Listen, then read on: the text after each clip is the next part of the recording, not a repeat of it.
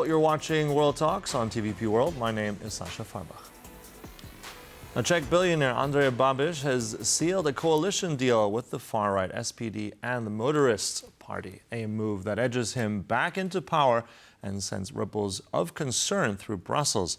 As he prepares to return to the premiership, questions are mounting over how this new alliance could reshape Czech politics at home and its stance in Europe. Now, to analyze it all, we're joined now by Petr Just, director of the Department of Political Science and Anglophone Studies, Metropolitan University, Prague. Good to have you with us. Good morning. Good morning.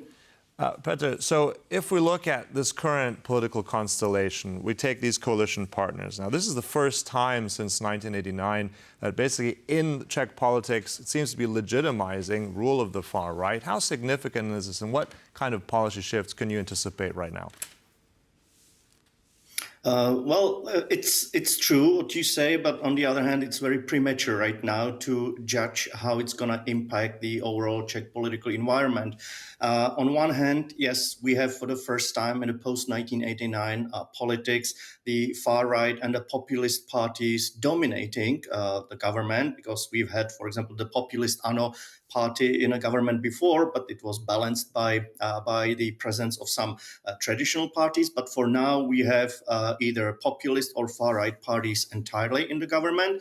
But on the other hand, especially the SPD's role is very weak and very marginal. And I take it both from the perspective of the representation.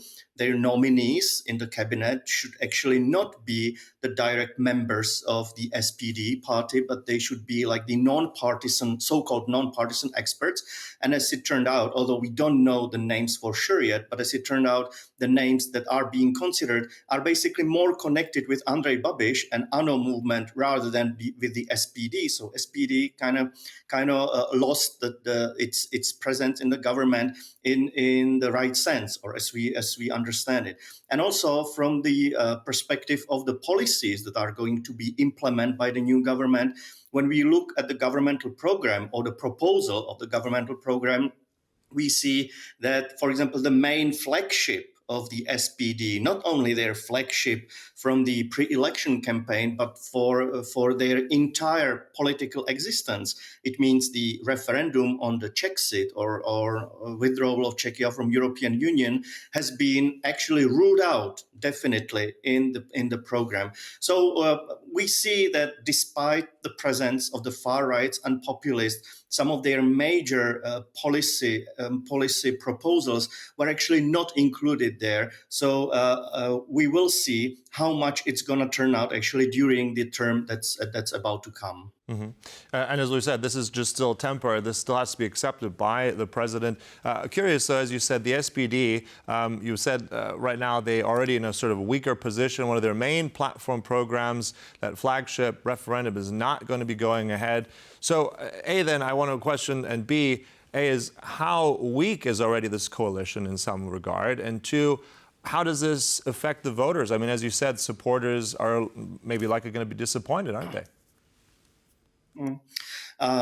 I believe that especially SPD supporters will really be disappointed because the impact of the SPD in today's or the upcoming government is basically only by securing position of the Speaker of Parliament for Tomio Okamura. That seems to be the only achievement that actually SPD made as the result of these post-election talks. And I believe this was a smart move from Andrej Babiš, because Andrej Babiš, it's no secret that there was some tension between Andrej Babiš and Tomio Okamura in past, that Andrej Babiš was not so happy that he basically was forced to end up in the common government alongside with SPD.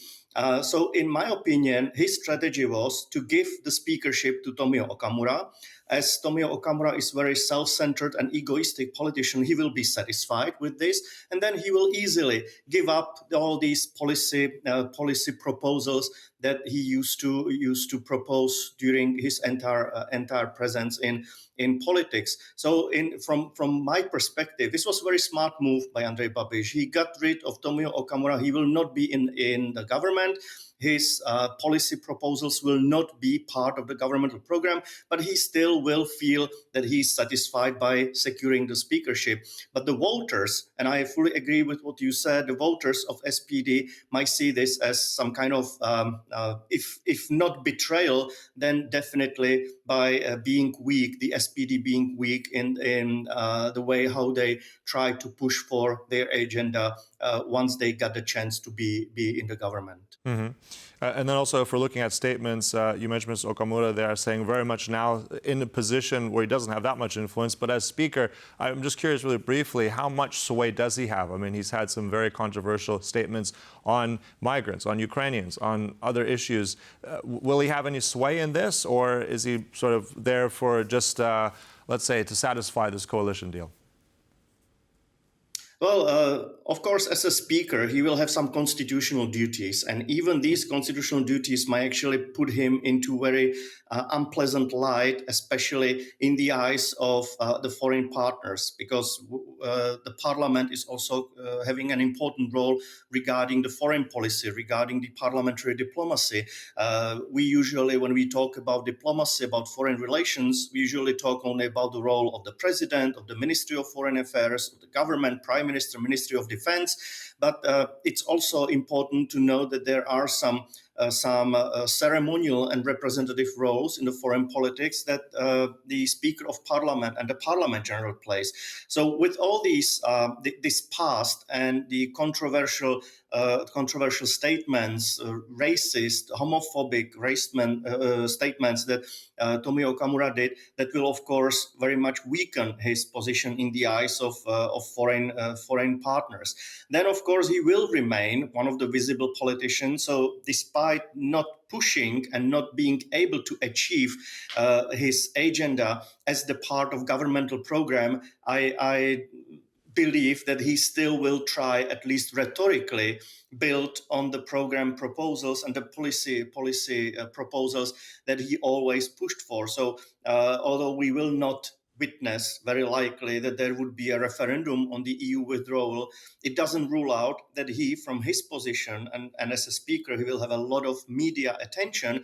So from his position, he will still keep this topic alive and potentially open it or reopen it before the next parliamentary elections. Mm-hmm. Okay, so you mentioned there's a lot of media attention now on him, on Parliament.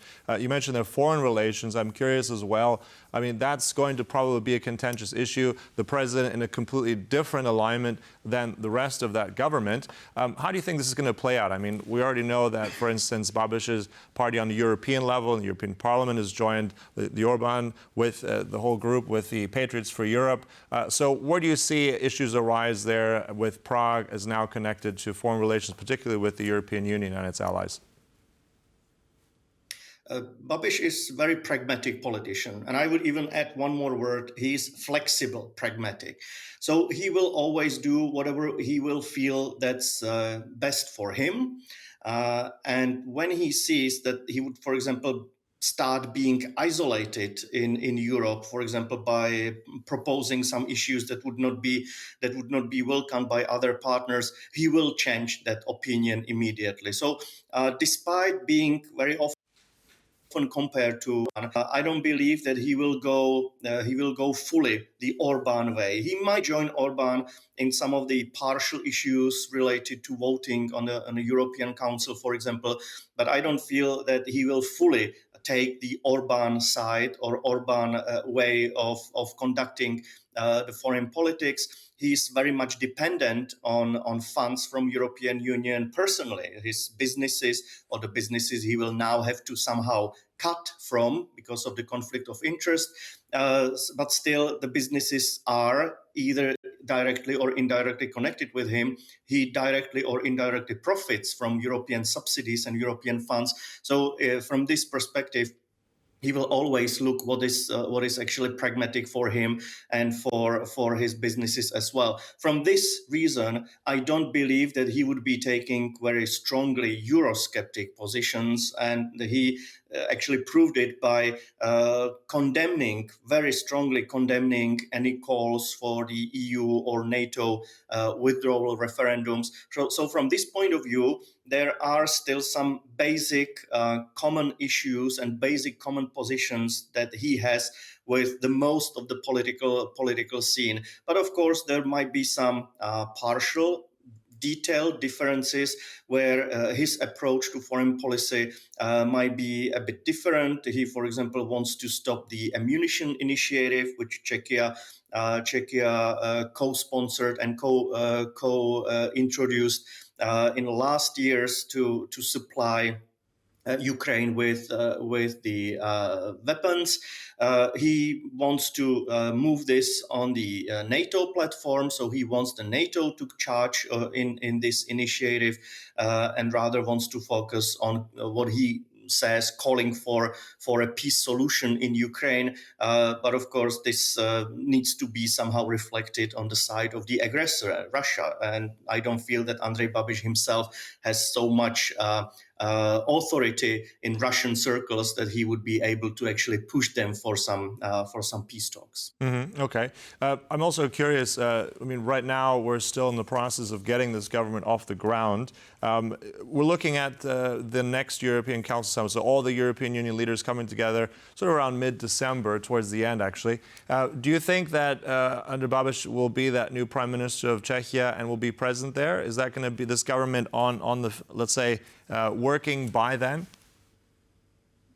It's very likely, although the process goes a little bit slower than expected. However, there would be a big milestone tomorrow when supposedly the constituent session of the new Chamber of Deputies will conclude, and this is the moment when the old government, according to constitution, needs to resign. So there would be expected resignation of the currently serving government, and this will actually start the official constitutional process of creating the new government. Although, as it was mentioned in your report before, the names are not yet known, or officially are not yet known. Unofficially, they are, of course, known. There might be some small discussions about some partial positions, like Minister of Foreign Affairs, as was also mentioned in your report. But basically, I think that the core of the government and the composition of the government is already prepared. So